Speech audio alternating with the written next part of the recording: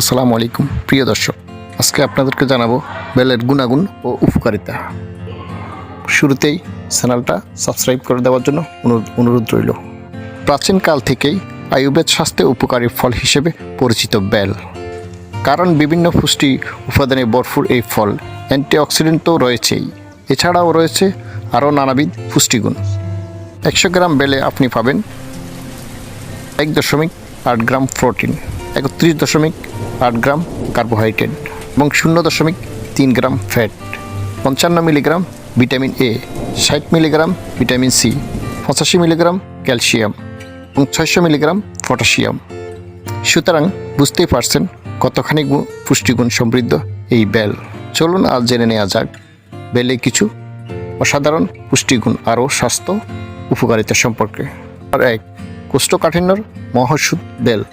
Fat পরিষ্কার করার জন্য বেল খেতে হয়, কথাটি কিন্তু বৈজ্ঞানিকভাবে সত্য। বেল সুন্দরভাবে মল পরিষ্কার হতে সাহায্য করে। নিয়মিত রোজ টানা 3 মাস যদি আপনি বেলের শরবত খান, তবে আপনার কোষ্ঠকাঠিন্য পুরোপুরি ভালো হয়ে যাবে। নাম্বার 2, কাঁচা বেল ডায়রিয়ার জন্য অব্যর্থ ওষুধ। যদি অনেক দিন ধরে আপনি এই সমস্যায় ভোগেন, তাহলে কাঁচা বেল স্লাইস করে কেটে রোদে শুকিয়ে গুঁড়ো করে এর গুঁড়ো 1 চামচ নিয়ে ব্রাউন সুগার আর গরম জলে মিশিয়ে খান। দিনে 2 বার খেতে হবে এই পানি। ভালো ফল পেতে 1 সপ্তাহ অপেক্ষা করতে হবে।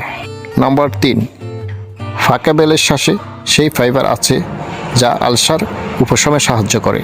সপ্তাহে 3 দিন বেলের শরবত করে খান। এছাড়াও বেলের পাতা সারা রাত পানিতে ভিজিয়ে রেখে পরের দিন সেই পানি খেলেও কিন্তু অনেক কমে যায় আলসার। নাম্বার 4, ডায়াবেটিস রোগীদের জন্য ফাঁকা বেল অনেক উপকারী। ফাঁকা বেলে আছে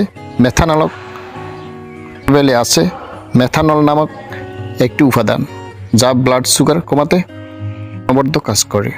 সাম্প্রতিক গবেষণায় এটি ধরা পড়েছে।